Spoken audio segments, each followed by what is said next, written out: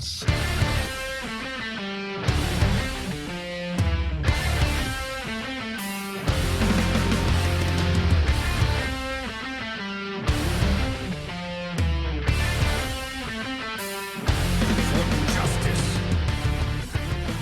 Hello and welcome to Hearthaholics, a Hearthstone podcast. We are actually only the number 3 Hearthstone podcast in the world, as judged by everyone in the world with good opinions. So unfortunately, we are continuing to slip. By the way, for people who haven't, who want to be like number crunchers or something, those stats aren't actually based on anything. We just don't want to let anyone know that yet. I am your host, Bryan, and joining me today are my cohorts, Andres and Billy. How are you doing, Billy? I am doing excellent. Unfortunately, unfortunate news there that we are declining. I know. It's very depressing. I know. I was staring at my calculator all day, and it's just the realities. I think we're going to have to call it quits. It's kind of like my rank, just slowly declining. You know, that was an impressive tying it back into Hearthstone. You know who else is impressive and tied to Hearthstone is Andres. Hello, Andres. How are you doing? Hey, Bryan. How's it going? Pretty good. I'm pretty happy with my segues so far. So You know, I like looking things from the bright side, and as long as we keep the consistency, just dropping 1 rank per episode, I'm fine with that. you know that's pretty good. I'm kind of just waiting for us to get on a win streak, though. We'll work on it. Speaking of win streaks, Billy, how's your Hearthstone life been since the release of Blackrock Spire? Well, I've been really boring. All these new decks came out, and people have been trying new stuff, and I'm just over here playing OTK Warrior. You know, I don't think anyone who plays OTK Warrior can necessarily be called boring. Wait, when you Alright, say fair enough. OTK Warrior, do you mean like the Math Warrior type of style, or like the new Grim Patron kind of thing? No. It's with Raging Worgen, Inner Rage, Rampage, Charge. Oh, okay. Which works really well with Emperor Thurson and stuff like that. I actually went I from rank imagine. 14 to rank 8 without losing, so... Win streaks! Nice. Yeah, right? It was- Huzzah! And then I took a loss to something. I forget what it was. It was I think it was the Grim Patron Warrior, actually. Yeah, But, that thing is It's that's been all over interesting. the place. Yeah, that deck has been becoming pretty popular. So my only experience with the Grim Patron Warrior, like playing it, pretty much has been at one of the game nights we do. I tried to play it, having never played it before, and just embarrassed myself horribly. So I don't know if I should. I don't know. That deck hasn't been too good to me so far. It's not the hardest deck to play, but it's a deck that it gets progressively harder as the game goes on. Your first few Right. turns are pretty simple, kind of like the traditional control warrior. You're looking for a Fiery War Axe and Acolyte of Pain. Your small drops pretty much. But then as the game goes on, your options like multiply by a ton, especially if you draw a Tharsan. And then you start drawing all your combo cards, because at least the newest version of that deck has a ton of draw. You basically draw almost through your entire deck in a match. So by the end, you have a huge hand, which is then discounted by Tharsan. So you have these amazing turns you can do, which sometimes end up roping and creating millions of patrons and stuff like that. Yes, I'm pretty positive I roped and made like 3 misplays on one of the plays, so it does get a little bit intense later on, especially when you're trying to talk to like 8 different people while it's happening. Yeah. But I don't think I'm very good at playing OTK decks in general, because I'm just so much of a control player. I'm like, what is the end game here? I'm not controlling the board. Although I'm just kind of like, That deck is a little weird. I wouldn't call it an OTK type of no, deck. I was more referring to Billy's there, but yeah. Yeah, it's more like a combo, and then it's like a swingy deck. It's just looking for that one turn where it just swings things in their favor and like leaves you in a completely vulnerable spot. You have to be Right. so careful with your patron in that deck and only use it like very strategically in order to gain the board. But it can be awesome against decks like Paladin, Right. which have almost no way of coming back after the patron has taken over the board. That's a good point. Yeah, I was playing Paladin against it earlier, and I kept following the rules on a bunch of, what are they called? The Berserking Troll guys? Yeah. Frothing Berserkers. Yeah, That yeah. was fun. The annoying thing about them, though, is it's like, your attack is 1. Wait, how did it become 7 again? It's Oh like- yeah, those guys it's do not gain like their attack silencing power them. again. Exactly. So it's kind of funny. But I've just been happy to see that the Grim Patron hasn't just been a fun but bad card like it's seeing play, which is pretty neat. I think it's one of been a very surprising card. I think most people that saw the card kind of misjudged it and Yep. said that it Wait was a minute. Andres, are you telling me people saw Hearthstone cards and thought incorrect things about them? That seems very unlikely. Before realizing all the facts, yes, actually. Everyone's playing Lava Shock, right? Yeah, All right, Lava Shock Billy. OP. I just find it hilarious. Everyone's like, Grim Patron will get run. Lava Shock's awesome. It's like the opposite. It's really weird. Yeah. I'd like to point out that I didn't necessarily call the Lava Shock thing, but I definitely called the Grim Patron thing. Did you? I didn't necessarily. I had very strong opinions about that card, and because everyone was hating on him, but I believed in him. I love Grim Patron. It's awesome. But Billy, tell us, how's that OTK Warrior deck been treating you? Like, I know you've been doing well with it, but like, what do you like about it? Tell me, like, sell me on why I should play this deck. Well, number one, a lot of people, when they initially see you playing this deck, they assume that it's the Grim Patron Warrior, which is nice because they play in a certain way that sets your brawl up perfectly. Like, a lot of the time, they'll play minions. I don't know why everyone kind of keeps this mind process when playing against the Grim Patron Warrior, because it doesn't really make much sense to me. But a lot of people, they just try to shove minions out really quickly. And then when they do that, I'm just like, okay, brawl. And it's awesome because they hold on to their AoE and stuff, so they're wasting cards in their hand because they think Grim Patron's coming. Also, it's very easy to survive 10 turns. Like, it doesn't sound very easily. Like, even against Hunter, I survived 10 turns. And usually if you can survive... Well, you're Warrior. Yeah, Warrior probably because has the best you've chance got next to stuff like Priest. shield block and anti-kill bot and stuff like that. And usually by then, you'll have the full combo, if not the full combo, at least majority of the combo. And a lot of the time, you don't even need to survive until turn 10 because you have stuff like Emperor Thurston, which can cut that combo a little bit shorter. Okay, so is basically every game you're winning by hitting them with the combo, or are you ever just winning by, stuff happening throughout the game wherein you're dealing damage and so on? Or is it always... I've had certain games where my opening draw was very poor, and the only way to win games where your combo doesn't pop up is you decide from the very beginning that you're not going to win with combo. Because the way you play from there is you just use all your weapons on face, which sounds a little bit ridiculous, but it's so that you can pull the combo off without the Raging Worgen. For instance, you can charge an Acolyte of Pain, which sounds really bad, but if you use all the combo cards on him, it's still a bunch of damage. Granted, it's half of the damage you can get from Raging Worgen, even way less than half. Way more than half. But it's still a way of finishing the opponent after using weapons on his face. So If they're low enough, yeah. Yeah. For that's a instance, good point. against And Hunter, also, I like, always use my weapon on face, despite the guys on the board. I kind of just control them with stuff like Cruel Taskmaster, because the 3 damage to the face sets up the combo a lot earlier than turn 10, and you want to get the combo off against Hunter as early as possible. Yeah, I think I'm really bad at the mindset of combo decks because I'm always just thinking about like the current board state and all of that, and I'm not good at thinking like I just need to get to this point and then I win. I'm always just too paranoid about, playing the game out. Yeah, you're more of throughout a the whole player, player, I feel. Yeah, for sure. I really enjoy combo decks. It's my favorite thing in card games because it's just pulling off that combo. It's so exciting. It's like this little high every time you do it. I think I've just never been good at it, so I've never really stuck with it. I should give it more of a chance, though. It is pretty darn cool that they're viable as well. I find that interesting. Bryan's a little more control-y. You're the type of player that likes always having control of the board and kind of being in control of the situation. Billy is more of the crazy combo player guy, and I'm more of the aggressive deck that always kind of asks the questions and lets the other person kind of figure it out. That's my preferred style of deck. I remember that was one of our very first conversations. Is you played a lot of Handlock and I played a lot of Control Warrior. That's kind of like the difference in our play styles right there. Yeah, it's cool to see that it's everyone has a little different play style.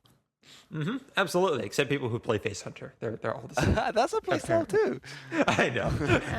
No, it's not. No, I really don't mind Face Hunter out there. I've never been one who's been like horribly burned on it. but I understand some of the frustrations. So Billy, with your OTK deck, like, would it be weak against the Grim Patron deck or any warrior deck just because they armor out of it? Yeah, warrior is like the number one scariest matchup for any burst deck. The only one that really stands a chance against a warrior was that it didn't last very long, but the deck that tried to conceal Archmage Antonidas and then like Sorcerer's Apprentice, Echo of Medivh. The infinite Did that fireball last beyond you playing it? No, there was a couple people that tried that before and after me. Gotcha. You're talking about the infinite it's just fireball like the deck, only right? it's like the only deck, the only OTK deck in the game which can beat Warrior, because Warrior being able to go beyond 30 health makes OTK irrelevant. So the thing is, like, even if an OTK deck becomes popular and becomes like really, really good, then Warrior just becomes good again, because you can just go beyond so many health. I think OTK is hard against a lot of the bosses in Wings, because it's like, oh shoot, he has like 60 health. This is going to be really difficult. Oh yeah, OTK decks are probably the worst for that type of thing. Because a lot of times your immediate reaction is like, if I can just control his like freeze mage or something, if I can just control the minions he puts out, because he has all these super powerful minions to make him overcommit to the board, then I can kill him with damage. And it's like, oh wait, no, I need way more damage than freeze mage can typically put out. So it's going to be a little bit of a problem. So yeah, Andres, what have you been up to since Blackrock Spire? So past few episodes, I told you that I've been trying to stay on top of my heroics and do them as soon as they come out. Yes, sir. I remember this. But this week I was a little bad, and I did not follow through, as I said. How dare you, sir? Hasn't.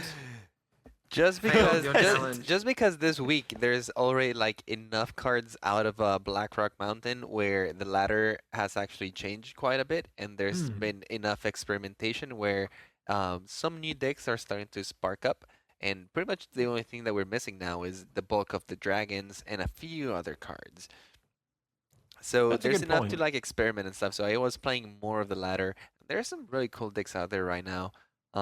There's that new demon lock that is just all demons with imp gang boss, and they even use the little imps. The one cost 3/2. What's the name of that guy?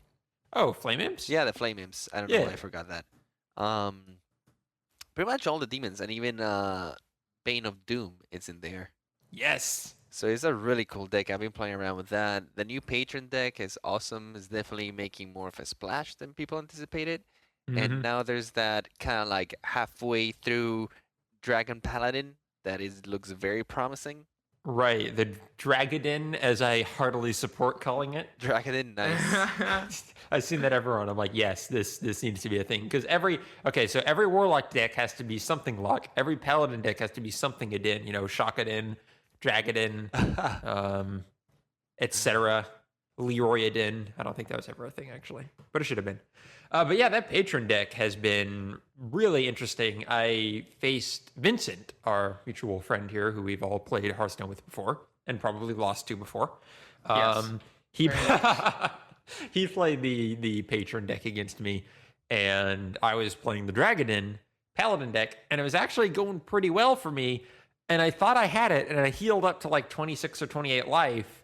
And he killed me the next turn. And I was going to have lethal the turn after that. Yeah, just that deck can definitely do that.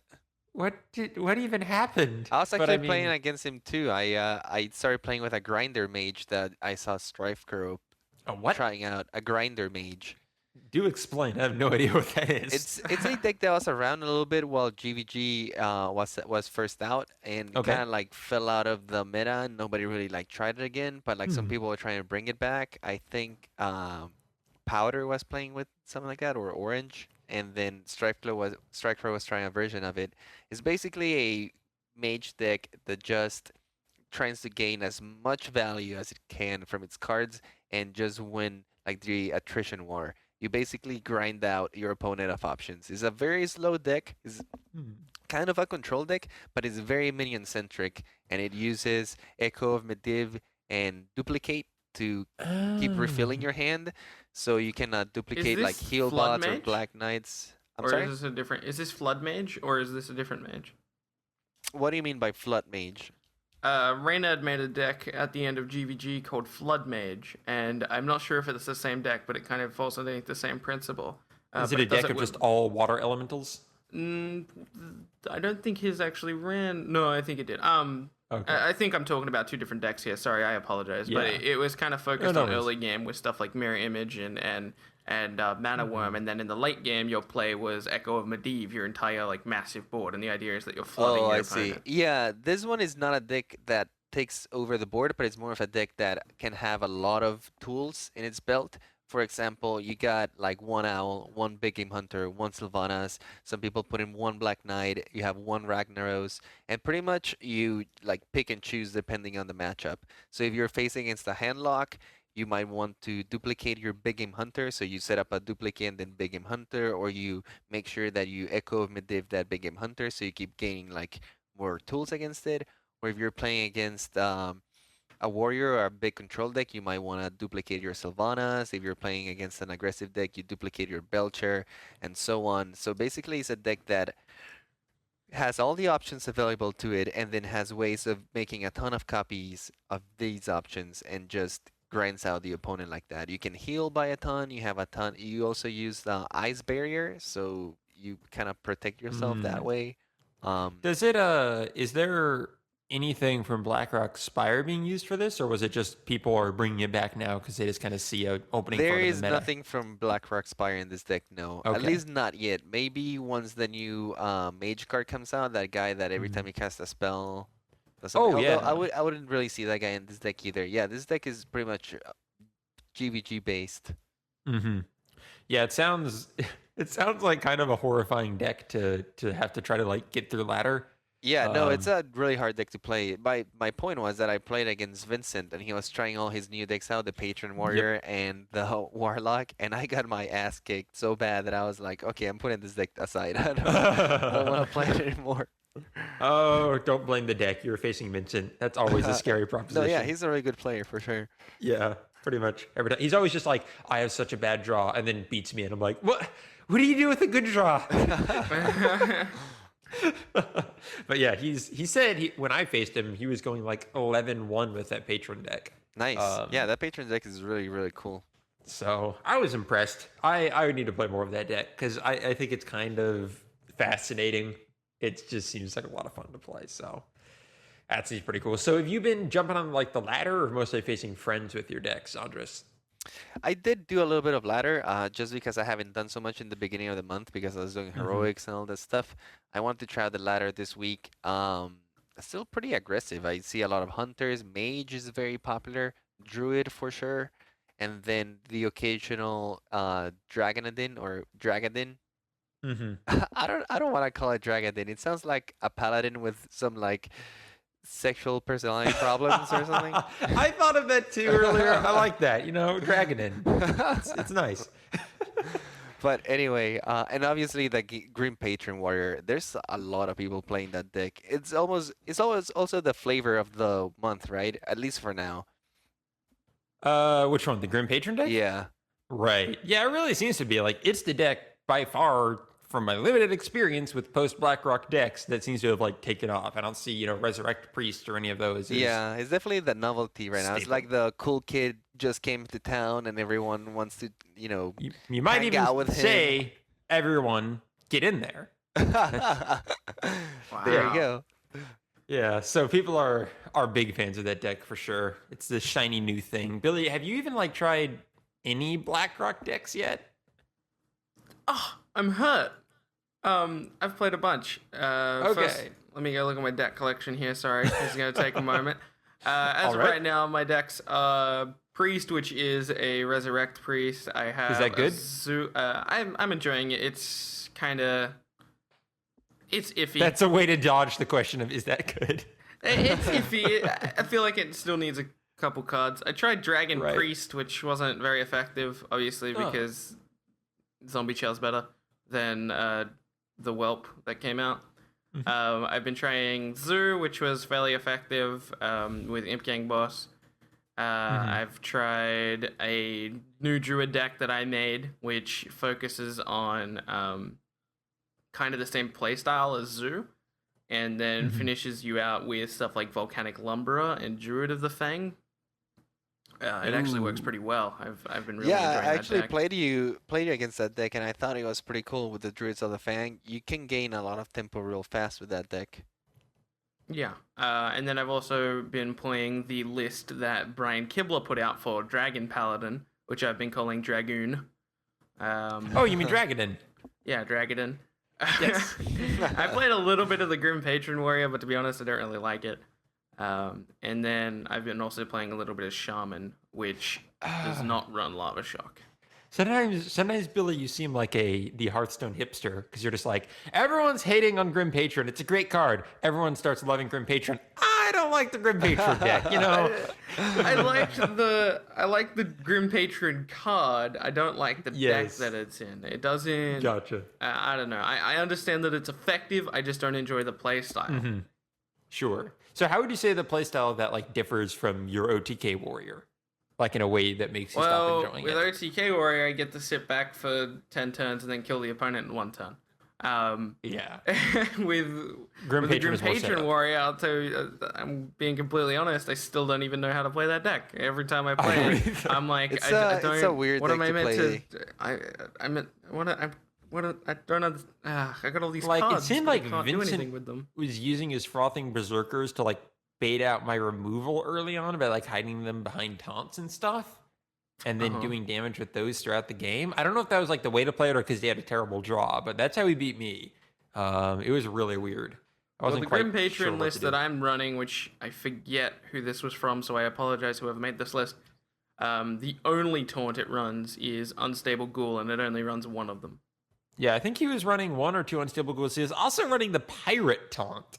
What? There's a pirate taunt? The 3/3 taunt that gets cheaper depending on your weapon Corsair. attack. Wow. Yes. Yeah. It did work for him. I saw a lot of people running that too, and they do it against Hunter and fast aggro. Because they can play it in the same turn that they play a weapon, so it's a huge tempo gain, and it really screws over a face hunter, or a Zoo deck. Yeah, if you're going second on like turn 2, you could equip a Fiery War Axe coin and then throw the pirate out. Right? Yeah, or you can even do Death Bite and then throw it out for free. Right. And for people who forgot about this card, I mean, how could you forget about this card? You see it in like every tournament, but it is a 4-cost, 3 attack, 3 health pirate that has taunt. So, and it gets 1 less cost for every attack of your weapon. So I guess if you have Gorehowl, it'll give you 3 mana when you play it. Or that's not actually That true. would be No, great. that would be amazing. Don't anyone go try that and then get really mad at me when they're like Innervate Druid. You could play, if that was the case, you could play Gorehowl, Dread Corsair, and Sylvanas all in the same time. Oh, that would be crazy. I really like that idea. Blizzard should get on that. It's fun. That's a pretty good setup. Exactly. So yeah, I've actually not been playing any ladder since the release. I don't think, maybe 2 games actually of ladder when I was testing out Dragadin. But I've been spending all of my time, getting through the heroics which took me way too long, by the way. That last one, what's his name? Rind Blackhand. For all of us talking about how terrible Rind Blackhand is, he's really hard to beat. I still need to give it a don't remember try. any of my heroics, to be honest. I feel so bad that I just forgot all of these battles. Did you beat all of them? Yeah. That's You how just easy it did was like for a- you. It wasn't even memorable. It just You did it in your sleep. I think ran it through them. legitimately only took up like an hour. I don't remember any I of these. feel Really? even worse You gotta now. give Wait. me your decks, because I Did haven't you- even done them. Okay, so I have a slight confession to make for Rind Blackhand. I did end up getting some advice from the online communities of Hearthstone because I was stuck. I had seen that people were doing Priest, so I was trying Priest against them, and I just couldn't figure it out. Seemed like I had a good idea of getting a lot of board clears in and getting, like, what's that taunter that gives them one of their cards? 2/8. There's no other card with those stats. What the heck is it called? The Death Lord? The Death Lord. There you go. So Really? he's There's the no Death other Lord. 2/8? There aren't, are there? Oh, There's a Blizzard, make some more 2/7. 2/8s. There's a Yeah. 2/7, the turtle. I feel confident in saying neutral there aren't any turtle. other 2/8s though. Damn. Get on yeah. it, Blizzard. We want more Exactly. 2/8s. We also don't know need why we more want 2/8s, 11 but we want 17s 2/8s. because why not? Yeah, exactly. So I was doing that and running a lot of like healing and survival, and it was going okay. But here's what I forgot, and this is why I'm also bad with OTK decks. I didn't have a win condition. Like there wasn't anything in my deck that was killing him. It was just letting me die slower. You just put in stuff to basically not die. Basically, yeah. So I started fooling around with the win condition later on, which was like a throwing out, I'd get really hurt from him, but then throw out Molten Giant, taunt them up because he doesn't have any non-legendary minion removal. Yeah. So that seemed pretty good potentially, but it was really hard to like get in the position to do that. Especially I remember like this guy now. Sorry. without him having lethal on me. Then I read someone just saying Divine Spirits enter fire, and I'm like, oh. Right. Yeah. Do that on the that's 2/8. what I did. And then I did it and I beat it my first try. I'm like, oh. What does his power do in the heroic version? All right. So it still cycles for 2 mana. And this, he pretty much always does this on his first turn. He can spawn 3 2/2 dragons. So basically, first turn, they you have 3 become 2/2s against you. 2/2s. Then he can spawn for 2 mana. He can get 2 2/2s with taunt. For 1 mana, he can summon a 5/4. Wow. And then for 4 mana, he can summon an 8/8. So that's what he cycles through. And the other really dangerous thing, and I think he has this in the normal version as well, is he always in hand needs to have 1 or 2 1-cost cards that destroy legendary minions. Like that can destroy a target legendary minion. So you pretty much have to play without legendaries, or it needs to be something like Alexstrasza where you get all of your value out of the battle cry. Lothab is also good. Good point. Because or Sneeds maybe. Sneeds could work. That's a good point too. I think so, could just then it just pops both. out another legendary, which Yeah, you it can can use just another one-shot spell both. on. Yeah. You I could see Blood Mage if you're running something where you need the spell power because you get the card draw back and you use up one of his cards, like something like that. But yeah, I just didn't run any legendaries because the Divine Spirit thing. You throw out that 2/8, he just doesn't have any hard removal. You get that thing up to like a 20/20, he just loses. So it actually works incredibly well. Did you verse the well, you said you beat all the heroics. Do you remember the general fight? General, I don't know how to pronounce that second word. It's the second boss in that wing. Wait, not Dracosoth? Yeah, that guy. Dracosoth. Oh, is he the guy who everything cost 1 mana and you got capped? That battle was I have so a cool. particularly interesting story with this one. I want to hear it. Go ahead. Yeah. Well, I suppose it's not necessarily particularly interesting because I net decked the whole thing again this week. Right, and I mean, this should be really obvious to people now, but if you're still trying to play this heroics, don't, just skip through where we're talking about it here, skip ahead a couple minutes because we're going to be telling you how to do it. If you want to do it on your own, you're going to be hearing what we did and it'll probably, be the solution. Yeah. So don't listen to the next couple minutes if you don't want to be spoiled. Although I think the wing has been out enough time to where the people who haven't done it are probably just wanting to know how a lot to of do people it. wait until all the wings are out and then they run through and beat the heroics. That's what I did. Sorry, that's not what I did. That's what a bunch of my friends do. That's one reason I do EU account as well. That's one reason I do heroics early. It's kind of like seeing a movie in theaters. You're not doing it so much just because you want to see it in theaters as you want to get insurance over it being spoiled, which is one reason I like doing heroics right when they come out. Because, I listen to enough Hearthstone podcasts and follow enough Hearthstone people on Twitter that I'm going to hear people trade their ideas of how they beat them. And it's going to, spoil it for me. So with the like we're doing to Andres right now. What happened is because of his ability, he plays 1-cost cards, of course. Yes. And that's a really annoying ability when he can out tempo you because he's able to play 2 of them in 1 turn and you're only able to play 1. Where this one strategy I found online was very interesting. General actually plays mind games.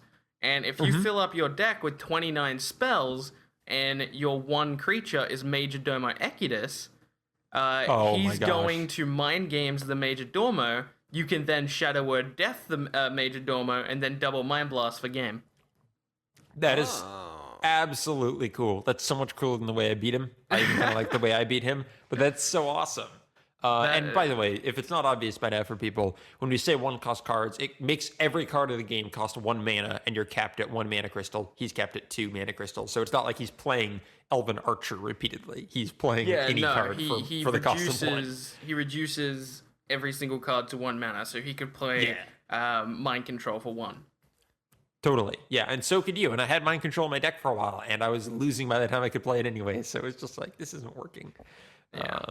So yeah, that's really neat. The way I ended up beating him felt like cheesing him in a way. So what I did is I was running like a ton of taunts and that sort of thing as a druid, I believe it was, just because the druid has so many good like high cost minions, so it seemed like the best class to choose. Yeah. And I just tossed down like an Ironbark protector and then maybe like one other taunt, and then tossed Kel'Thuzad behind it, and he had a board of like 3 different powerful minions, and he just stopped attacking because he just didn't know what to do. Yeah, he didn't want to throw his entire board. And in a couple turns, I just smacked into his face and killed him. Wow. So Nice. I really wish stuff like that would get QA tested. Well, to be fair, I'm not ever sure he had a board that could have removed my Kel'Thuzad when he attacked. But still. So what would it have gained I think him? that they probably coded to where if they can kill the minion and Kel'Thuzad, they'll probably do the trade. But if they can't kill Kel'Thuzad, then they won't do the trade. And I think it would be too hard to go into every single specific situation where Kel'Thuzad could be with every single hand. So it just has to be that way. Right. I heard of other players doing this as well afterwards, though. So it seems to be a pretty consistent way to cheese him, as well as the Major Domo. I feel like that has to be QA tested, and if that really becomes an issue in the fight, and for some reason Kel'Thuzad is just too big of an issue, give him a card that deals with it, like the destroy legendary minion thing or something. Yeah. Like I think he has very little spells to play against you because he doesn't want to use up his turn doing spells. He's got mind games, but he's all about getting minions on the board. Again, I'm not positive. He may have never had a trade that even a player would have made. It may have been like he would have traded 2 minions into the Bark to die and then dealt like 4 damage to Kel'Thuzad, and then I would have gotten my Ironbark back. But all I remember is he just got completely paralyzed with like 3 different minions on the board. So it worked out pretty well. But yeah, that was an incredibly fun fight. I honestly remember almost nothing from the first fight, the High Lord Omuk. I he destroys a damaged enemy. I might have just done Face Hunter against him because I didn't care if he killed my minions, but I feel I switched from that and tried something else. I just don't remember. That's possibly what I did. I don't know. Yeah, I don't remember him at all, to be honest. But yeah, Rin Interesting hero Blackhand. power, though. Yeah, Rin Blackhand was the hardest by far for me so far of all of the bosses before I learned that strategy. So they're continuing to be very interesting. I enjoyed this wing a lot. Even the normal versions were just fun with stuff like General Dracosoth. Yeah, that guy was really fun. I had a lot of fun with the normal mode, because I haven't done the heroic. I still need to go do that. I'll probably do that either tomorrow or Wednesday before the new wing comes out. Right. Yeah. I recommend it. They're a lot of fun this wing. And the class challenges, let's see, which 2 did we have this week? It was Priest and Druid. And those were fun as always. The Druid one was really cool, actually. After finishing that one, I kind of went and made like a Beast Druid deck that focused. It was kind of like the old token Druid with the Violet Teachers and the Power of the Wilds, where you could increase your board all of a sudden really early. And then I put in the new Druid card. What's the name? The Lumber or something? The Volcanic Lumber? Volcanic Lumber, that's right. And that guy, so the cool thing is you can trade in your tokens and kill a bunch of their board and then play the Volcanic Lumber for like really, really cheap, like 3 or 4 mana. Yeah. So it was pretty cool. That class challenge just kind of made me realize the power of that mechanic, the potential power of it. When you can do these turns where it's like you trade into them and then play like 2 dragons and a Volcanic Lumber after you just kind of like traded the board away. It's like, wow. Yeah, exactly. You cannot hold on to the Lumber until you can sneak him in for really cheap. And the cool thing is that your opponent's minion also count for the minions that have died that turn. So if you trade your board and you kill like 3 minions from your side and 3 minions from their side, that's a huge discount on that guy. For sure. I think it'll be really interesting to see, especially in Arena. Yeah, I've been doing the kind of the same thing, but with a different style of deck. You've been playing token-ish Druid, and I've been playing a Druid that runs. I can't remember if you were doing this as well, but I run like Dragon Egg and stuff like that. And I remember facing you against that deck. It's like a zoo, but for Druid, which so is Dragon Egg okay? Dragon Egg has actually been really, really good. I like Dragon Egg a lot, because especially in this deck, because I have stuff like Power of the Wild, which has the potential to either be a beast, which triggers my Druid of the Fang, and it also has the potential to buff an egg, and I'm also running double Nerubian Egg and double Dragon Egg. So, that has a lot of interesting interactions. And also, Druid of the Flame has been awesome. I've been really surprised with these Druid cards, which I thought were going to be garbage and just unplayable cards. Yeah. And I've been really enjoying them in this Zoo Druid deck, which I'm not sure if is viable yet. I haven't been playing it online. Wait a minute. Are you telling me you haven't been calling it Zooid? It's named Zooid. It's in my collection as Zooid. Excellent. Okay, because when you said Zoo Druid, I'm like, wait, why the heck did he just say Zoo Druid? Why did he not I didn't just want say to say Zooid? Zooid just in case people didn't pick up on it, and then No, you must always confuse people with wordplay, my friend. Zooid It is boys. one of the joys of life. Yep. All right, so we're gonna get more into like the new cards that came out this week in a bit here. But how's the Druid of the Flame? That was from earlier week, correct? Yeah, last week. So that's been. What have you been liking? Like, is it just the fact that you can get a 2/5 out, like on curve or something, or? Yeah. Sometimes you even get a 2/5 out in turn 1 with Innovate, which is insane. Like against Hunter, they're just like, what do I do? And you can usually get her to live, even if you play her on turn 1. You can usually get her to live until turn 5, and you drop Druid of the Fang. At least in my deck, I'm not sure if Andres is running Druid of the Fang. Of course. And that's just the Hunter can't do anything. I'm not sure about any other matchups. I played against Andres' Token Druid with this Zooid deck of mine, but apart from that, I've only versed Hunters with it. And I'm also running Poison Seeds in this deck, which sounds a little bit silly, but if my draw is particularly bad with, say, something like double Nerubian Egg, and then I've also got a Poison Seeds in hand, it's crazy, because like you get a huge tempo swing because you blow up those eggs, and then you get 4/4s and 2/2s from the eggs. So the bummer is when you face up against Andres' Token Druid and all his 1/1s become 2/2s. So it's like, oh shoot.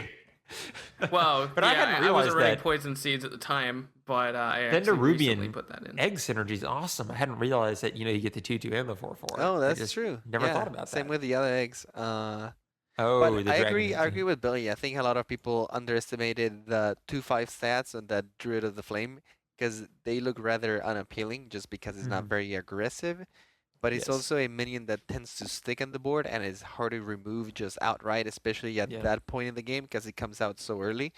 So most of the time you can get very favorable trades with that guy. And it also does the Beast synergy, which might allow you to get that Druid of the Fang out. Yeah, I want more Beast synergy with Druid. Like any more Beast synergy cards coming out, that would make me so happy because it's been a lot of fun playing with that type of deck. I just want to step back for 1 second. I don't actually think the Poison Seeds would work with the Dragon Egg because that's whenever it takes damage. Poison Seeds destroys. Oh, you're right. You're about that. Yeah, so I just wanted to. It only works with Nerubian Egg. Exactly. But we were talking about the 3/5 or sorry, the 2/5. It kind of shows you also how the potential power of the Blackwing Technician, I guess, once the rest of the dragons are out, because that'll get you a 3/5 pretty consistently. Yeah, same with that guy. This is just great stats for the mana cost and also stats that when they first come out are not something your opponent's going to be able to deal with easily. Like if it came out on like the 7th turn, it wouldn't be as impactful, but because it comes out so early, your opponent just doesn't have the resources to deal with it without falling behind. Even like Violate Teachers, which come out on 4 mana, can be really awkward to deal with. Yeah, exactly. So that's a really good point. So I guess we can go ahead and start jumping in here to discuss the cards that came out from Blackrock Spire, unless you guys had any other like stories to share from this last week. No, let's do it. Sounds good. All right. So the first card we got up here is the reward from defeating High Lord Omok. That's a great name. You get the Core Rager, which is a hunter card. It is a 4-cost minion. It is 4 attack and 4 health, a beast, and it reads, Battle Cry, if your hand is empty, gain +3/+3. So I feel this card is going to have a similar discussion as we did last time with Quick Shot. As of right now, I think this card is a terrible card. Because it doesn't work in the current hunter. I think once there's more synergy, maybe we get some discard cards for Hunter, like I talked about last week. Cards like Quick Shot and Core Rager will automatically become better, which would be an interesting way to take Hunter and definitely a more exciting way to take Hunter. Like I said, as of right now, it's a bad card. Majority of the time, you're not going to get the effect, and the times you do won't be game winning. And if you want to be running a 4-cost 4/4, which is a beast, you can run Toll Strider, which is better because it's a 4-cost 5/4. Yeah, I don't see much reason for this card to be in the game as of right now. Like I said, I think that can change very easily with a few new cards being added to Hunter in future expansions. Yeah, I think it's kind of like Druid of the Flame is a card that is intended to take the class in a different direction. Either somebody hasn't come up with a creative way to use the card yet, or just isn't the support for this card that it needs yet. But I don't like calling cards bad because cards are only bad relative to what's being played around them. And I feel like, yeah, in the current metagame and the current Hunter decks, this card doesn't fit very well, but I could see this card being very useful in the future, maybe in a Hunter deck that has a little more beast synergy, or that maybe empties the hand really quick and then refills it really quick with some mechanics. It's hard to tell, but I think that the beast synergy thing is not going to work because that already exists in the game. And like I said, if you're going to be running beast synergy, Core Rager is not the direction to go, because beast synergy cards, for instance, Kill Command and Houndmaster are cards that you kind of have in your hand for a long period of time. So you're not going to very often get the effect from Core Rager, and at that point, Toll Strider is better. I mean, what you guys are missing here is that you could create a Rager deck which has Core Ragers and Magma Ragers in it. Sweet. And then you get your thematic awesome deck of there you go. Underappreciated cards. Maybe that's it. Maybe it's a card that is intended there for the flavor lovers out there that want to create something like that. And yeah, exactly. But it is an interesting point seriously. that like beast synergy is often, cards you keep around and have to have a beast in hand to play. A beast on the board to play. So it's kind of a bummer when you play the Core Rager and you're like, well, now I hope I draw a card that synergizes with this because I don't actually have in my hand yet. Like the Starving Buzzard could have been good with it because you'd play the Starving Buzzard, then the Core Rager, and then you draw off it. But like no one's running that anymore. Because then you'd like have a draw mechanic to like your hand's empty, but then it can get full again, and there could be like some push and pull there. That is true. Although we also have to look at all the modes in the game, right? Like some cards also get made because for different uses. Maybe they wanted a hunter card that was a beast that was common enough for you to get, or is it an uncommon? A rare? It is a rare, yes. In arena? Yeah, you might be able to get an arena as another option for beasts. There's different implications of having a card like that in the game. For sure. Also, a deck that might not run Kill Toll Command. Strider is a common, and that gets run. That's a beast. So like, I don't know. It just doesn't make much sense if that's the reasoning. I'm with you, Andres, against throwing cards under the bus. As people have talked about, as we just talked about, people misevaluate like every Hearthstone card, and then people find a use for it. So like, it just doesn't lead to innovative thinking if you just say this card's bad, there's never going to be a use for it, and then never look back at it. That's the opposite of what I'm saying, though. I know. I'm not saying you're saying that, this card isn't good. And once maybe there's a different type of hunter, that it will be good. But as of right now, if you're using it for beast synergy, I think you're doing it wrong because Toll Strider does it better. Yes, that I agree with. Like for that specific use case, it's probably not very good. One of my theories about this card is that Blizzard, heard all these complaints about Face Hunter, and so they decided to institute a nerf by creating a card that hunters would try to use and thus lose more. And they're just basically trying to bait the hunters out until hold on, let me get my tinfoil hat out. It's somewhere around here. Exactly, that's what's going on here. Is they're just purposefully making cards to trick hunters, and I'm all for that. That's interesting. But it might also be a card that might be better in the future. Kind of like in the vein of Battle Rage. That card was unplayable until pretty much this expansion. For sure. And we're just starting to see like the Beast Druid stuff. Warrior. Battle Rage still a play. True. Every once in a while, one person would run Math Warrior and put Battle Rage in. Well, okay, the pirate, the Bloodsail Corsair or whatever, no one was playing that. That is a good example too. Cards that are considered generally bad, but it might become really good with cards that get introduced in the future. There were like rogue decks that ran it for a while, and there was that Super Face Hunter, Super Face warrior that who made that? Might have been Raynad. That ran that, and yes, that is a fair point, but this is an argument of semantics because we are basically all in agreement on the core point that cards can become. Oh my gosh, that's such a good pun. A core point that all future cards. Or cards could all become better in the future depending on where the game goes. Absolutely. So we keep choosing examples that have been used in the past. I honestly think that Blizzard is going to take Hunter in a direction that is far different from what we're used to. I think that it's still going to be aggro, which is fine because I think they're going to make it... An aggro class isn't a bad thing. Yeah, exactly. The only issue with Hunter right now is it's aggro and it can pull 10 damage out of nowhere, where I think if they make more cards like Core Rager, they're just going to create onboard threats that you have a way of dealing with before it, as it happens, rather than 10 damage jumping out of nowhere. What about a deck, a Hunter deck, whose purpose is to empty its hand really fast? Yeah, that's the type of thing I'm talking about. Like a top deck. But there needs to be more cards in the game for that. I understand that type of archetype, what we're talking about here. But like I said, I think there needs to be more cards for that. I think that's the exact direction. What you're thinking of right now, Andreas, is exactly where Hunter is going to go. But they need more. They couldn't do it with 2 cards. Yeah, that's true. They need a little more. But I think that would be an interesting kind of deck, right? Because you also have mechanics like Call Pet, which in a Hunter deck where you're trying to top deck every turn might be actually pretty good, especially if most of the cards that you have in the deck are beasts. Yep. Yeah, something like that could but work. I think there needs to be like maybe a 1 cost or 1 cost seems a little bit too strong. Maybe like a 3 cost card that's undervalued for its stats and like discards a card or something, or overvalued for its stats. And then also have Quick Shot, which is a great top deck. If you top deck it, you basically cycle it and do damage. Yeah, you're right.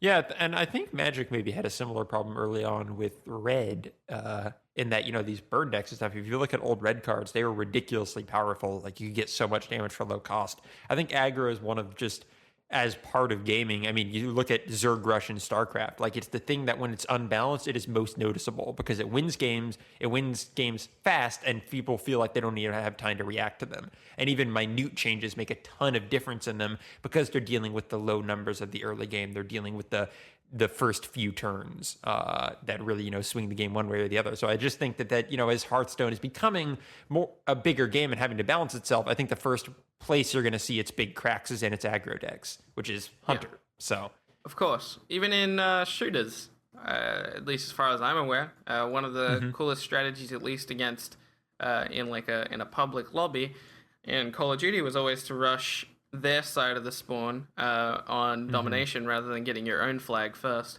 Right. Which is kind of an interest. And that's I really just like what happens. aggro. Aggro is an interesting way to play the game, and I don't think it needs to be gone.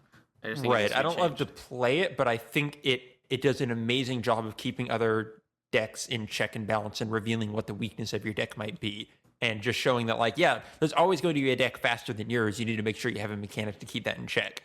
And that's a really important part of strategy in general. I would not want to live in a world where aggro decks were no more. That would be a sad world, and a world where games would take 45 minutes.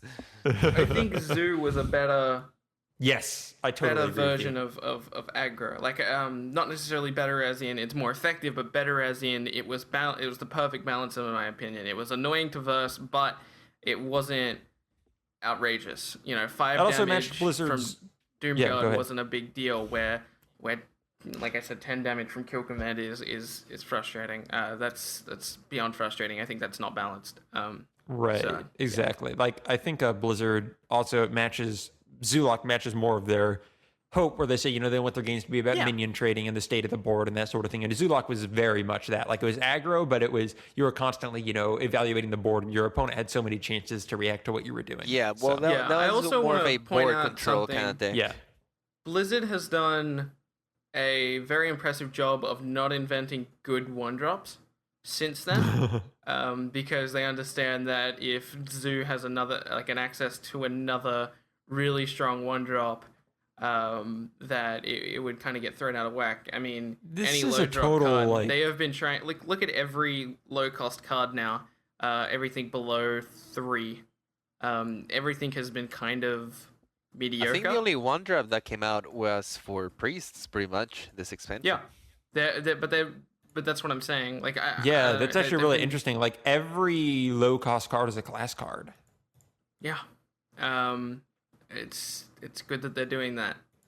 They're keeping Zoo in check, and I'm glad that they're doing that. But and I feel like Imp Gang Boss is a good addition to Zoo that doesn't let it overwhelm in the early game. Exactly. Like it's not something you can tap into on 3 and like gain control of the board, or it's not something you can coin out next to a Voidwalker, or you can do anything like that. So exactly, that's a really good point. Good job at keeping that in track. Indeed. And to be fair, that's that good point thing. This is all a point that came from Reynad. Reynad's the one that brought this up, and I think that considering he was one of the first people to really bring Zoo to life, I respect his opinion on that. Reynad has a lot of good points. He also came out with that theory. I think we might have floated on another episode about how aggro is very popular near the beginning of an expansion because decks are less tweaked and thus less able to deal with it. Like, he has a lot of interesting thoughts on card design in general, so cool guy. All right, so speaking of cool guys, we have the Dragon Consort, which is the reward from General Drakasoth. This is a 5-cost Paladin minion. It is 5 attack and 5 health, and is a dragon type. It reads, Battle Cry, the next dragon you play costs 2 less. So this is basically what created Dragadin, this little guy. And he's in a very interesting spot right now where I feel like evaluating him is a bit of a waste of time because he relies so much on what's coming next week. I don't think so. You don't think? I think Dragon Consort is an amazing card. I don't think it's overpowered or anything like that. I do wish that, not necessarily for balancing issues, but I do wish from an aesthetic point he was a legendary. Because, and I brought this up to Andres when I was playing against him, whenever I play the Dragon Consort, it feels underwhelming because there's no like huge, when you play a legendary, there's like some sound built up and there's a sick animation and all types of stuff is happening. But with Dragon Consort, you hear like it sounds like you're playing an Azure Drake and it feels underwhelming. But that's just a really small aesthetic opinion that I have. So right. I think the actual card itself is really good for people that maybe haven't grasped the full point of view on Dragon Consort. If you play it, you can later on draw the dragon, and then that will be 2 less still. It's not like it's universal. It's when you next play it. It's not like it reduces the cost in your hand. So yeah, it's really interesting. It lets you get like interesting value plays. Like you can play this and a Twilight or an Azure Drake on turn like 8, so you can get some interesting plays out like that. Obviously, it opens up a lot of the high cost dragons to be played earlier. So like in a mid to control kind of paladin, it just opens up tons of options with how to play your dragons. For instance, next week you'll be able to play Dragon Consort on turn 5, and then on turn 6 you'll be able to play Chromagus. Exactly, Chromagus. And then what is it? Hungry Dragon? Is that already out? I totally lost track of that. No, it's coming out this week. Gotcha. Sorry, wait, this week. Then there's the other dragon that costs less based on how many minions have died, right? This week as well, I think. No. That dragon that costs less for each other minion dying is... Is that the last week? That's the last week. Oh, okay. So that's out there already. All right, so this can be played more than I thought it could so far. I mean, you could currently play this pretty well. I'm trying to... Oh, the week after that. Never mind. I forgot we had... Do we have 2 weeks left now? I just completely lost 2 track. weeks. We have 2 more, yeah. This is the 3rd. I just got messed up by this website's layout. Okay, then yes. This thing's a little tough to play now, but there's enough out for it that, Dragadin is being run. It seems pretty good. I'm still getting used to it, but seems like a neat card so far. I think like the core of the deck is already there. Maybe a Hungry Dragon is still missing to fill in the 4th slot, although they're running the Shredders for in the deck for now. Yeah, that will get replaced with... Yeah, it'll probably get replaced with the Hungry Dragon, and then some of the big legendaries like Chromagus, because right now really the only dragon worth running in it is Ysera. Maybe an Alexstrasza, but not really. Aside from that, the other dragons are not very good for this deck. Brian Kibler's deck's running Ren Blackhand, and I know as soon as Chromagus comes out, I'm getting rid of Ren Blackhand, putting me in Chromagus. Chromagus, I am very excited Ren might be still interesting in that metagame, depending on how the metagame shifts. If you're seeing a lot of like Zoo and Face Hunter, it's gonna be very, very bad, and you should definitely take it out. But if you're running to a lot of control, like Control Warrior or Priest or that sort of thing, Ren might be actually pretty good. Yeah, you're right. Speaking of Zoo, the next card we have up is actually from defeating Rend Blackhand. It is a Dragon Egg. Actually, is this being run in Zoo? Yes. Awesome. So my segue worked. Cool. All right. It is a 1-cost card. It is a minion. It is rarity. I don't know if I said the rarity on the last one, but in case I didn't, that one is also rare. This is 0 attack, 2 health, and it reads, whenever this minion takes damage, summon a 2/1 whelp. Seems pretty cool, but I don't know. I actually wasn't sold on it when I first saw it. Apparently it's been working okay for you guys.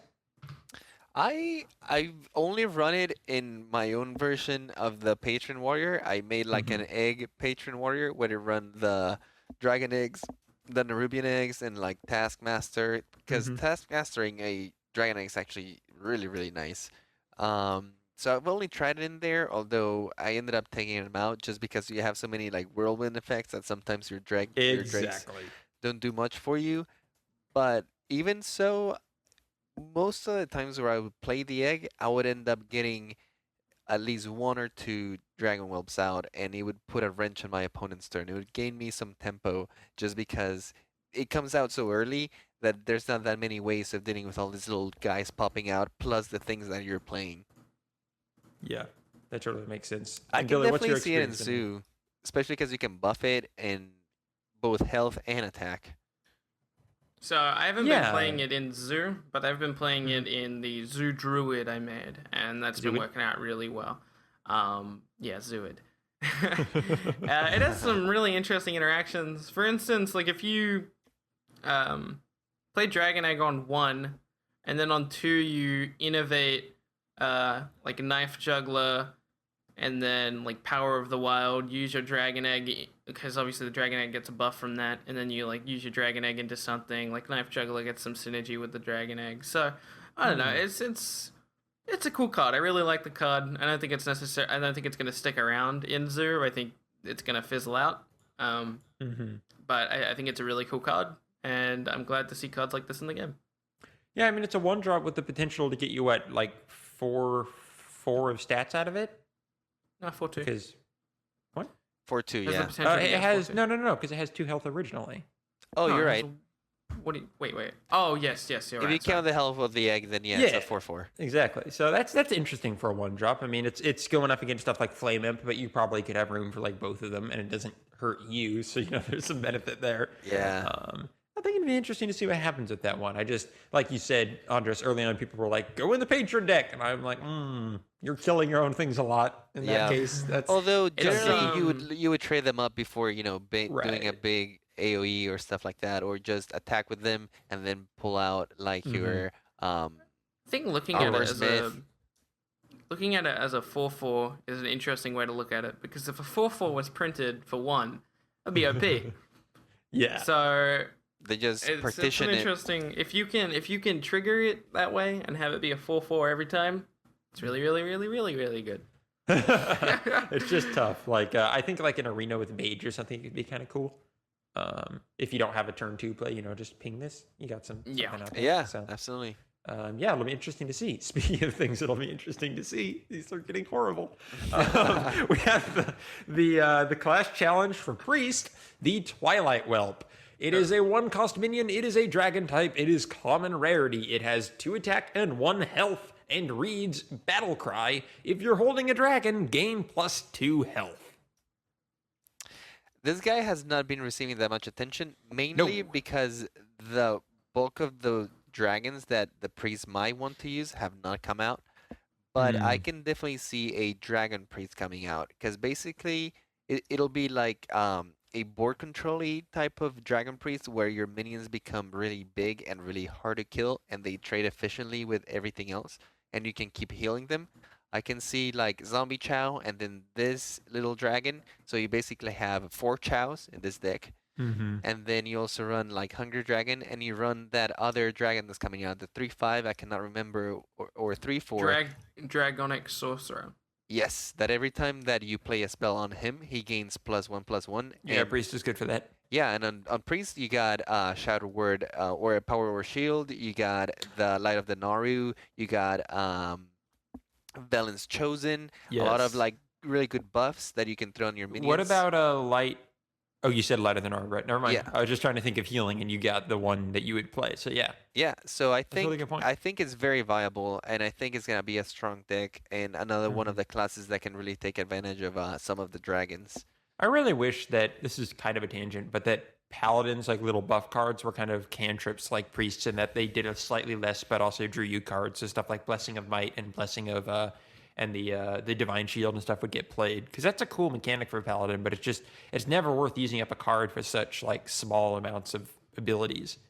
That I think would be pretty neat if those were rebalanced. Yeah, I agree. Paladins, I don't know. Paladins have been in a weird place. I feel like they started with one intention for Paladin, and then as time goes on, they drifted into other directions.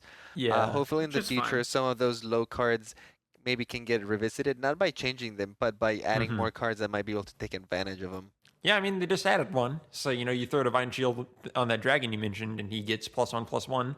So, I mean, you're getting some more value out of it. Yeah, that's true. But yeah, I agree. Twilight Whelp seems interesting. I think that Twilight Whelp, you were talking about running Twilight Whelp, and Zombie Chow. Yeah. That seems a little bit silly. That's a lot of cards to do one purpose. Normally, even if you are playing Zombie Chow, you only kind of need one. You never really need both. So running 4 in one deck sounds a little bit crazy to me. So I don't know. I would be interested. Yeah, to see you're how right. pans That out. might be too much. I mean, depending how you build the deck, right? If you want to have like a very solid early game where you're always gonna get it, and you want to make it very aggro defensive, it might be good. But you're right. If maybe you're running into more control-y and bigger decks that play more towards the late game, that might be too much. And you might be able to take out the 2 chows and just let your dragons fill out that role. I mean, it's also just nice having a Chow that doesn't heal the opponent. It gives you a little more options. And Priest, I don't think that's hurting you that much typically anyway. But, it's a nice little boon, and you're probably going to have a dragon in your hand. So, plus it activates other potential dragon synergy. Yeah, so. I think there's going to be plenty of dragons too, where this guy almost always is a 2/3. Because let's say, do you have Hungry Dragon, you have Azure Drakes, you have the other dragon, the Sorcerer. What do you say his name was? Dragonkin Sorcerer. Dragonkin Sorcerer. You got that guy, and then on Priest you can probably get away with running Chromagus and then Ysera, big stuff like that. Yep. Best of all, you can play Dragon Consort and get 1 mana back when you play the Twilight Whelp. So. Whoa, you can't run it on. Oh, Priest, you're right. You can't. Well, Sorry, you can thought steal the Dragon Consort, play it, and then gain 1 mana when you play Twilight Whelp. If you don't draw a dragon, just thought steal the dragons your opponent has. That's a really good point. All right, speaking of good points, we're going to move on to the next class challenge card, the Volcanic Lumberer. This is a 9 mana minion. It is 7 attack and 8 health and is a rarity. It is a druid card, and it reads Taunt. Costs 1 less for each minion that died this turn.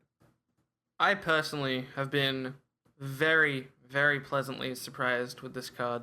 I just love the art of this card. He looks so dang cool. Jazzed that he's on fire. He's like, yeah! It's pretty metal. I'm bringing them like a knife. I think that, it's like it's an I think afro that this fire. card is good. I don't think it's really good. I don't think it's bad. I don't think it's average. I think it's good. great in Arena. Yeah, I think it's very well balanced actually, because the effect is very powerful, right? If you can, you can get a huge discount this card depending on your type of deck and your board presence. But I think it's appropriately costed to where you could have a huge swing turn after you do some trades, and you can use some spells like your swipe, and then trade off your board, and then play this guy. For 5. I've been playing it for 5 most games. In that respect, it reminds me a little bit of Earth Elemental, except it's instead of giving you a big disadvantage, it's requiring you to do something before you play it. Yeah, but it's like that potential low cost taunt. It definitely requires a certain type of deck to make it work, though. Your deck needs to be able to put a lot of minions on the board constantly and have a board most of the time. Zooid, boys. Zooid. Zooid. Yeah, there you go. Yeah, like in traditional Druid, I don't think this is going to make it in just because, it's like play a taunt, like Ramp Druid. Yeah, like tough. Ramp Druid or Fast Druid is definitely not going to play this guy. Yeah, I didn't mention this before because I knew we were going to talk about Volcanic Lumberer, but the reason Poison Seeds is in that Zooid deck is you can Poison Seeds and then Volcanic Lumberer. Yes, that's so cool. That's very cool. You are totally right about that. That is so rad. Just everything's dead. All right. Swipe is also really strong against with it. Like you can swipe a paladin and kill his board, and then play this guy on the same turn. Yeah, that's true. I mean, the rough thing is, you you're paying. You it's end up paying rare more to get mana. more than 4 minions with a swipe, and then you're just refunding your swipe. But if it's turn 9 and you want a free swipe, cool. I just don't think that'll necessarily get him out early without additional trades. You're right, but if you're only counting your opponent's board, then it might be hard. But you could trade into it. You're right. Yeah. You could swipe but if you're to weaken his swiping, board. you're implying that you're swiping the board. You might get one extra minion with trading whatever's left over. The other potential is you could swipe to weaken up the board to open up for more trades and then play this guy. Which I think it's interesting. Druid's in a good spot to use this guy. I think between Poison Seeds and some of the other But you guys cards. are right. This guy is not incredibly overpowered. I don't think we're gonna see a ton of decks that are revolving around this guy, but I think he is appropriately costed to where somebody who is creative and who is good can make a great use out of him and make a cool deck with it. Totally. Speaking of incredibly overpowered, we come to our final card, Rend Blackhand, a legendary, a 7-cost minion, no particular class. He is 8 attack, 4 health, and reads Battle Cry. If you're holding a dragon, destroy a legendary minion. So potentially Rend Blackhand could come onto the board and kill Rend Blackhand. Yes. I see always Red fun. Blackhand as another Black Knight or another Harrison Jones. It's just that hurts. it's just a tool. It's very meta reliant and it's very dependent on what is being played. It's not a card that automatically goes into any deck, but it's a card that people might take in to answer certain decks, especially dragon decks that might start running Ysera very commonly or Chromagus, stuff like that, that evades Big Game Hunter. If the meta becomes every deck starts running super high-cost legendary dragons, then he would be pretty good in that world, because you'd be running them and the opponent would be running them. Yeah, and thus... don't be fooled by the 8-4 stats. The 8-4 stats, sure, are something that might be relatively easy to deal with, but it's also a card that usually comes out as a swing card, where it swings violently the game in your favor. Especially if your opponent just invested all of his resources into a big legendary, and you can kill it outright with Rend Blackhand, then your opponent is suddenly in the position where they have to remove this guy instantly and maybe use resources on it right away. A point I want to bring up about Rend Blackhand is you need to remember when you're playing this card, majority of classes besides Mage need 3 to 4 mana to deal with this thing.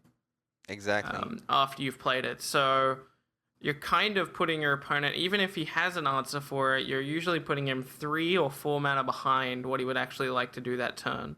In addition to destroying a legendary. Exactly. Yeah, in addition to destroying a legendary. So it's very swinging, like Andres pointed out.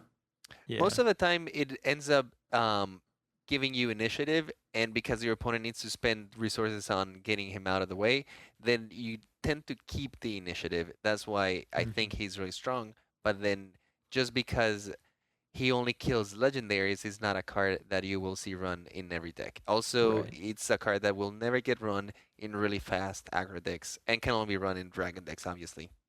Yeah. What would you guys think of this card if it was just changed to it was 3 mana for 2 and read Battle Cry, destroy a minion with 7 attack or more? I think that would be OP. But yeah, you actually made... I really agree with the points you made, Andres. I've played literally no games with this card, I believe. So I've also never had this card played against me. So it's basically just like the pre-release stuff, right? It's completely up in the air in terms of where this guy could go. Yeah. But Billy, you've played a little bit with him, correct?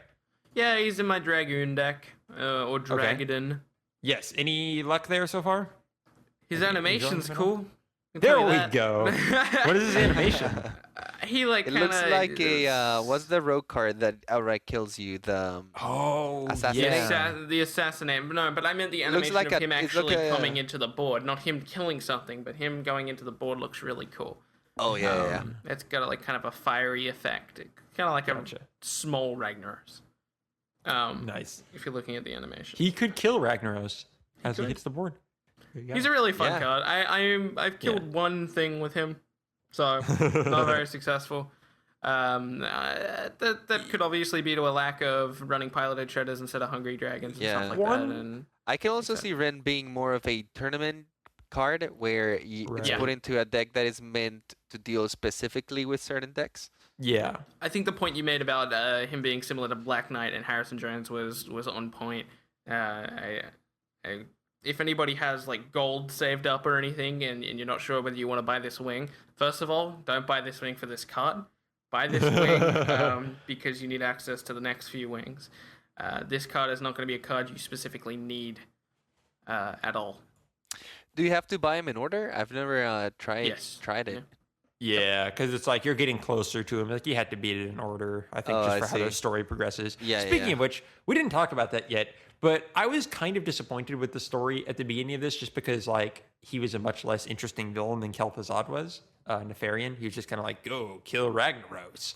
But then when he's like, wait, why are you attacking me? You're like, on the wrong side of the mountain. Yeah, that started cracking me up. Like how he was just like, what are you doing? What's wrong with you? Like, he totally thought you were on his side. Go play some rank mode. This adventure is not meant for you. Right, the back button is right over there. It's like, I love the fourth wall break. It got really good writing again, which I was really happy about. On the little text, it would be like, don't trust him. He's actually a really bad dude, or something like that. Yes, exactly. He's really ill. Go kill him. Yeah. These adventures are so much fun. Yeah, I love that sense of humor in Team 5. They do a good job of that. Definitely. I'm excited to fight that guy. Nefarian? Yeah. Yeah, I really look forward to seeing what the Nefarian fight is like. Not so much looking forward to beating him on Heroic, but it's going to be rough. It's going to be fun. And I'm looking forward to that. There's the way to go about it, Billy. I bet it is. Speaking about fun, I think it's about time to end this podcast. That's not fun. No, I mean the podcast was fun. Oh, okay. Yes. So speaking about ending the fun, that's what you gotta say. Speaking about ending the podcast, it's time to end the podcast. You are ruining the fun, Brian. I know. I never bring the fun. I don't like fun. I am anti-fun. You're like the fun Grinch. Exactly. I'm the Grinch of fun. I'm able to tell by now, Billy, I use puns all the time. I obviously hate fun. Absolutely. Indeed. So, social media stuff. Am I right? You can find us on Twitter at Hearthaholics. You can find us on YouTube by searching Hearthaholics, a Hearthstone podcast. Same with Facebook. Just search Hearthaholics, a Hearthstone podcast. You can find us on Whales Are Whales at whalesareWhales.com/Hearthaholics. That is the podcast network and internet media network where we are able to host our shows currently. We also, if you want to just hang out with us and talk, play Hearthstone, etc., I run a game night for the Angry Chicken every Tuesday at 8 p.m. CST. So we basically just meet in a Google Hangout and play games, or rather Hearthstone and sometimes Heroes has all been the only game so far, chat, etc., etc. I highly recommend you head over there. You can find all the details on the Angry Chicken subreddit. As for us personally on Twitter, you can find me at Lord Meldorr. That is LordMeldorr. And I do a lot of different podcasts and such for Whales Are Whales, a video game music podcast, a podcast about storytelling and literature, etc. You can find the details for all of those on whalesareWhales.com. Andres, where can people find you? People can find me on Twitter under IplaiGames. You spell that IPLAI Games. And you can also find me on my own website where I have all my music on display, including the intro music for this podcast at massivemusic.com or SoundCloud/massive, and that's spelled MASSEVE. Awesome. Billy. My Twitter handle is at @BBrawly. I mainly tweet about Hearthstone. Occasionally I'll tweet about RuneScape because I'm officially a RuneScape nerd again. Your avatar on Skype right now is like a little RuneScape imp, it looks like, with the top hat and the monocle. He's That's like exactly what that is. Yeah. I got him from some random role thing. Anyhow. I must say it's very impressive. Oh, nice. It's impressive. Yes. I like yes. it. So yeah, I'm mainly there. I'm on Twitter almost every day, and I'll be uploading videos to the Hearthaholics channel very soon. Oh, I can't wait to see those, man. Hope to do some of those with you soon. Yeah. Very exciting stuff. stuff. A lot of fun. Get Absolutely. excited, everyone. Our intro music, as Andres said, is Let the Hunt Begin by Massive, which is Andres' company. Definitely check him out. He makes awesome music, and I'm really excited to see what he's going to be making going forward. You can find us also now on iTunes. I forgot to mention this last show, but we are on iTunes now. So just look up Hearthaholics, a Hearthstone podcast. If you like what you hear here, like that, Nice. you can leave us 5-star reviews or 1-star reviews based on the quality of, our show. We prefer 5-star, but hey, rate with your heart and just let us know what you think. Be honest. Be honest. Let us know what you think, but be kind. Be kind, but honest. Exactly. We're also on Spotify for people who don't use iTunes. So again, just search for Hearthaholics, a Hearthstone podcast, and you'll find us there. And that does everything for our plugs. Thank you, everyone, for joining us. Thank you, Andres. Thank you, Bryan, for having me over here. Always a pleasure. Oh, yeah. It's great. And Billy, you're also great. Thank you. I appreciate that. Thank you for giving us this platform to express our opinions about Hearthstone. Hey, it's my pleasure, man. Speaking of which, you can now sign us out, Billy, with our flavor text of the week. Okay. All right.